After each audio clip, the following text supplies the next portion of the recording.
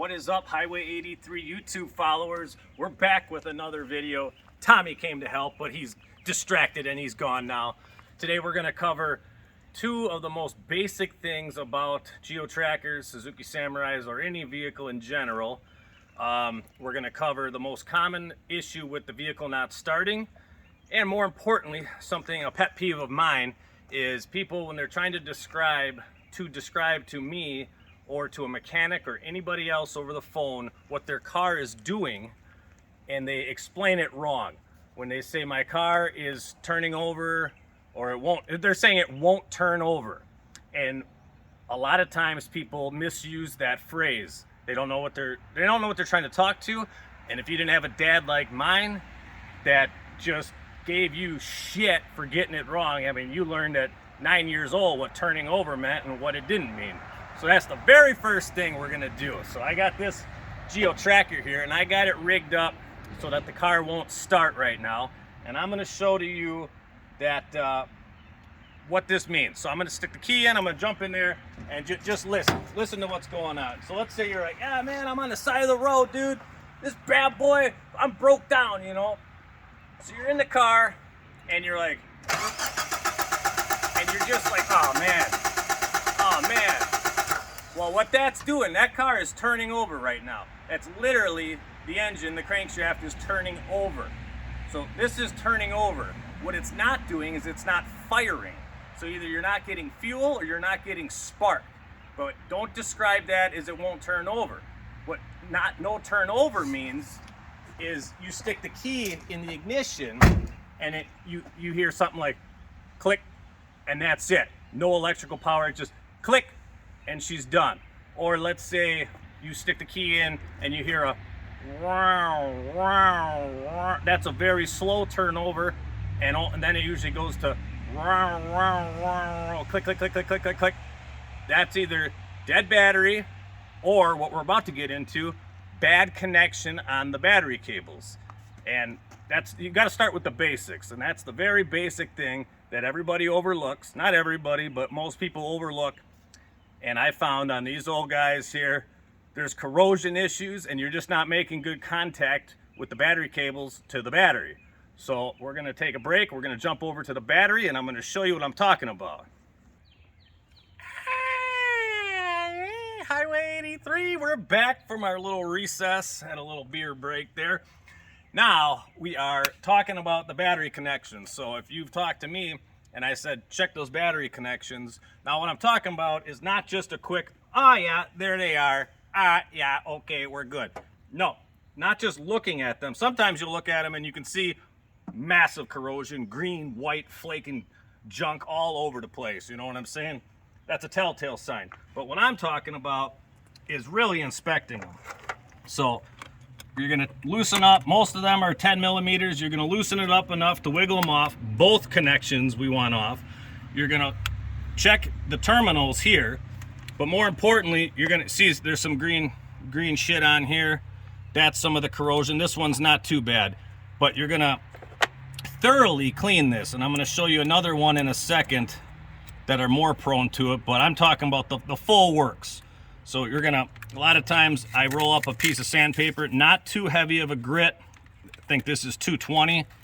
And you're gonna take this in here, you're gonna spin it around, you're gonna up and down, spin it around, and you're gonna slowly see a shine come on there, and it's gonna get clean. But I also want you to remove the nut and bolt, and I want you to clean the little itty bitty wire or other wires if you have stereos and other crap. So I want you to clean the contacts of this. I want you to clean the bolt. I want you to clean this surface with sandpaper or steel wool. I want the whole shebang cleaned and cleaned well. It's such a simple thing. People overlook it. Now, further down the line, I have one here removed. You may want to cut open this with a razor knife, and it's going to expose your wires that are crimped on here. A lot of times rust and corrosion, not rust, but corrosion will get into here, and you'll have bad contacts from your actual wires to your connection. So that is a hidden spot where people don't look because it's in there. It's underneath the shrink wrap. Now, a lot of trackers are going to have something like this, where the previous owner Jimmy rigged his thing on here, you know what I'm saying? And this crap, this is steel here. This gets prone to corrosion. So you're gonna pop off this. You're gonna clean up all your lead connections. And then these get real corroded. This one isn't too bad here, but you're gonna clean all of this with your sandpaper till it's all shiny, steel wool, whatever you got. Clean this all up. Take this plate off, clean both sides, clean this up, put it back together. Don't forget your ground wire. Clean up the ground wire as well. Take this side off, do the same thing. You can see that this isn't very shiny on this one. This one needs a lot of cleaning in here, because a lot of times I've been coming out here, this car we don't drive very much, and it'll click, and then that's it. Turn the key, click, and then that's it. So then I come out here, I jiggle around the wire, like, yeah. Get back in, she fires right up.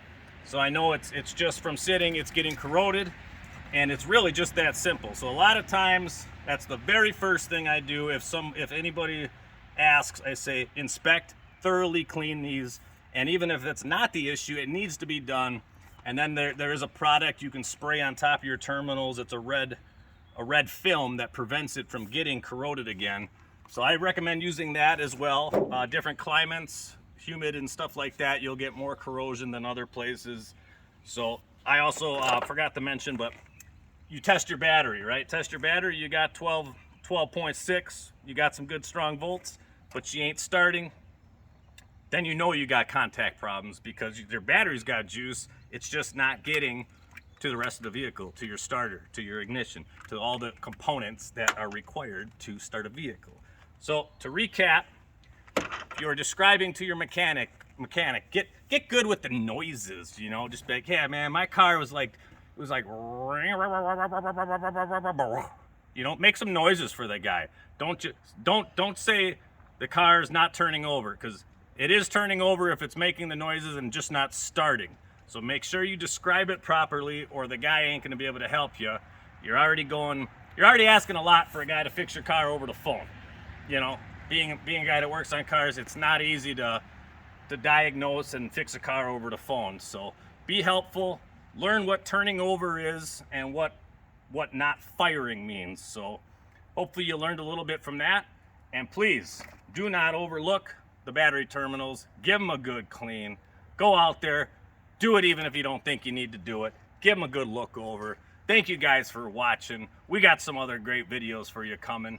We appreciate all the support, appreciate all the orders that are coming in. So thank you guys. We're gonna have some more videos to the left and the right, and a subscribe button down below. So click on those, hit the subscribe, hit the like button, grab a Miller High Life if you don't mind, and toast with Tony. We like that, toast with Tony. We'll see you on the next video, guys.